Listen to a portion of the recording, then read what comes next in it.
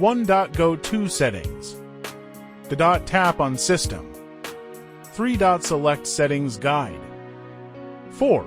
Tap on Car Model, AC. 5. Select your truck HVAC version.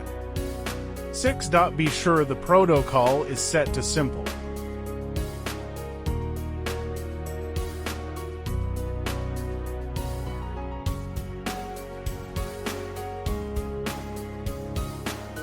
7. Set car info to other. 8. Select OK at the bottom of the screen. 9. Tap the back arrow icon. 10. Tap Save and Reboot on the bottom. 11. Restart the vehicle and radio.